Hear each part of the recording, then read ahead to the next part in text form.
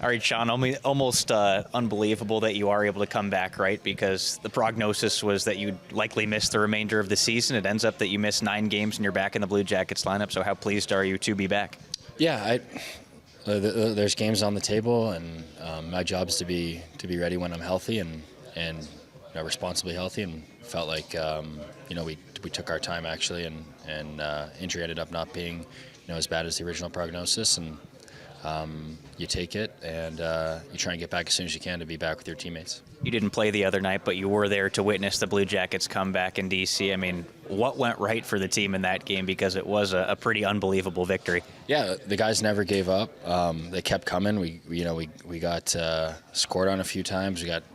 Came back from deficits, and the guys just kept coming. It was a fun game to be there for, and good to see a lot of the guys have good games. Something that I think people were interested to see while you were out of the lineup was how Matthew Olivier and Eric Robinson played without you, and all things considered, they did a pretty good job. So were you impressed by what those guys were able to do without their centerman?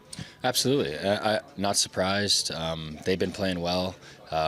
Good players, smart guys, smart hockey guys. It's no surprise, and I think they expect to continue to play well and are expected to. How happy are you to be able to be back with those guys and really set the tone for the Blue Jackets going forward? Well, yeah, it's good. It's coming back after a win is nice. Just try and step in and get the three of us. The three of us were playing well. We thought right before I went down. So hopefully we can get back to that as soon as possible, and we all get rolling and help the team get some wins. Bad news with Patrik Laine out of the lineup. Good news because you guys get a little infusion of energy with a guy set to make his NHL debut tonight in Hunter McCown. Have you talked with him at all? What have you seen from Hunter McCown so far? Yeah, I've obviously exchanged pleasantries and said hi and welcome. And but really, I think it's just what I haven't said much to him, but just try and tell him it's just another hockey game. So not trying to overwhelm him with too much stuff. I think if you say too much or do too much, it can just get in the way. So stay out of his way. He knows how to play hockey.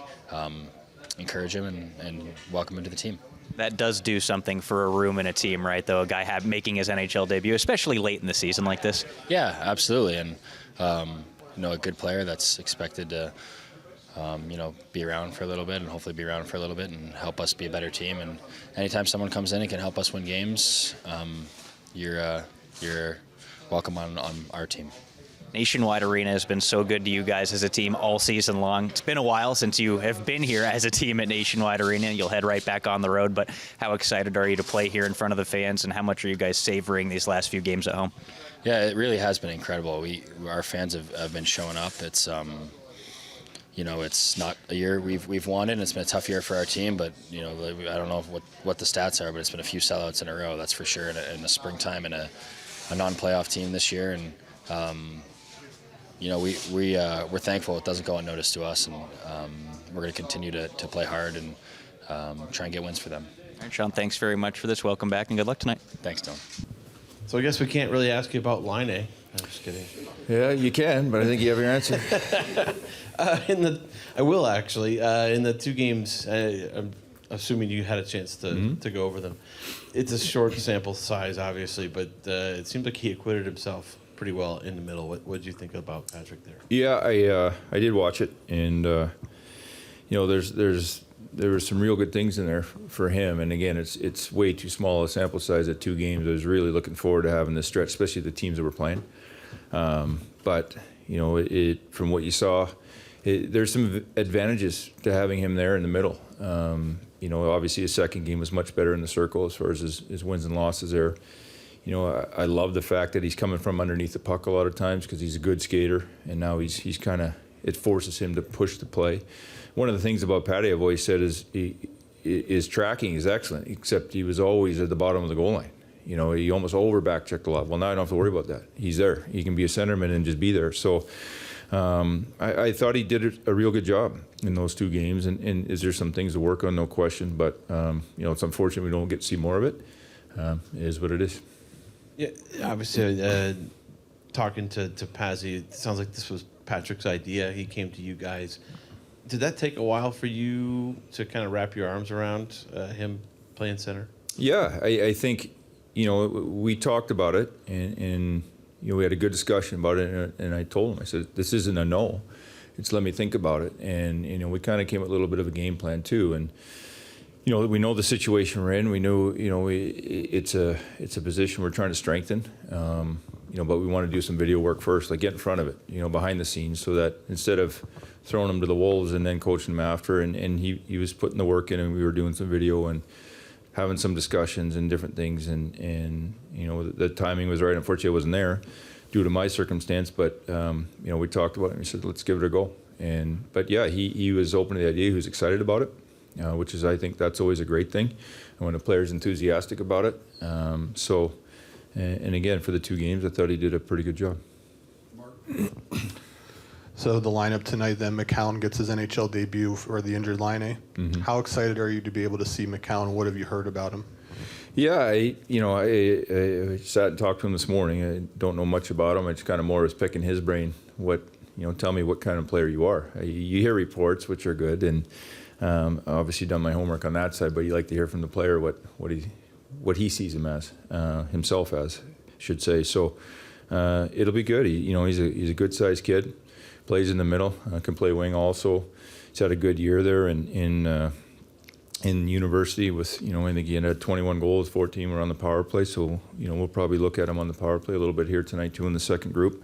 Not his normal position, but that's kind of where he slots in. So we'll see. I'm sure there'll be some nerves. I heard yesterday he toe-picked a few times, and, but that's normal. I mean, your first time here, it's a lot to take in, and I'm sure tonight, you put that jersey on for the first time and playing the NHL, there's going to be some butterflies. You can look calm and cool on the surface, but I know underneath it's usually not that way. So, I'm anxious to see him play. Who starts the net for you? Hutchinson tonight.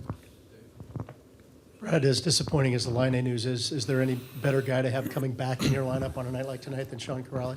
Yeah, I mean, I always want him in my lineup. He's been dying to get back in here. His body's allowing him to get back in, which is, we want to make sure that's at the forefront, that we're not putting him in a bad position. But he's ready to go.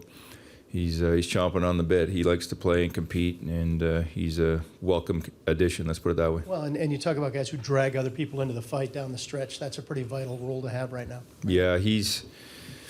We've talked so much about him, what he brings to the group, his consistency, and I'm able to put that line together with him, Robbie, and Ollie, who's been a very consistent line for me for a lot of this year. So you know what you're going to get from there, and again, he'll have a little rust too. You're excited to get back in, but he hasn't played in a little bit of time here. So, but I know his energy will be there. I know what he's going to bring, his intangibles.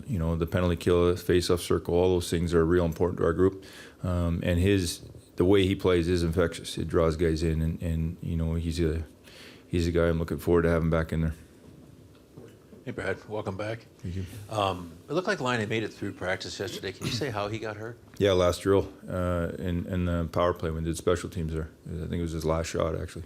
Taking a shot? Yeah. Wow. And what does it say about, you've got Danforth pushing to come back, not sure what the timeline is there, but Kuraly was feared lost for the season and is back quite a bit earlier, I think, than people expected. What does that say about those guys, and what can that say in a room in a season like this? Yeah, I think it's so important to have guys that don't just cruise in, right? And they're all trying to get back in. I know Danny really wants to play too, but we've had discussions too. Like, we got to do what's right for your body first. And when you come back in, you have to feel like not that you're 100% sure, but you're confident you can take the contact, confident you can go in there and play, because when you've gone that long and you've put in the work you have on after a surgery, you certainly don't want to hurt it. There's no guarantees you couldn't hurt it again, but you want to be, there's a lot of things that we would check off, talking to the surgeon, to our doctors, to making sure he feels comfortable. But yeah, like Curl's right away, when he got hurt, it was day 2, and you get the reports it could be, and he said, no way. I said, I'm going to be back. I'll be back. And so I said, okay, and sure enough, he's way ahead of schedule. So it's great to see. I love it. Brad, as a guy who played and coached in the AHL, you know how important that league can be, especially in development. How important could this stretch be for Cole Sillinger? I know he got that whole season last year, and that was great, but had some struggles this year. Yeah. Do you think that this could be, a measure that really helps his development? Well, I've said this all along. It's always how you handle the situation.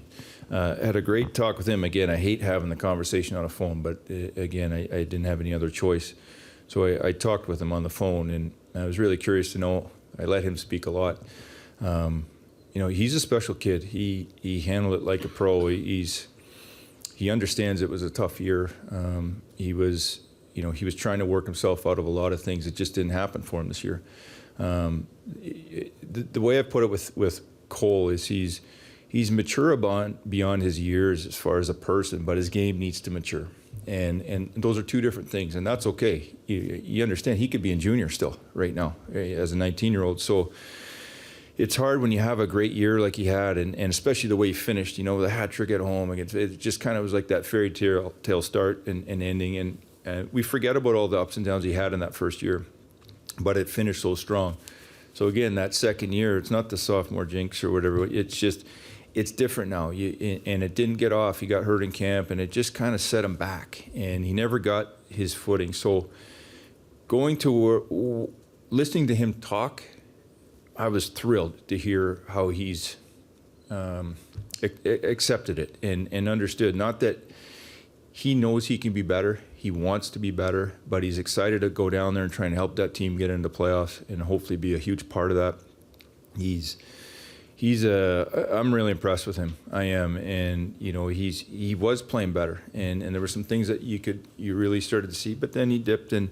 But this could be a really good thing. Like, it's a half step back to go maybe 3 steps forward in the future, and that hunger. And he's never been in the playoffs. He's never even back in junior because of COVID and different things that happened. So this is an opportunity to help push a team in and get in, and hopefully be a big part of that. And his mind is right, and that's, to me, the body will follow if the mind is right. And he has got the right attitude. He is going down there to be an energizer to try and it's going to be an adjustment for down there too. I think they have 3-3 this weekend.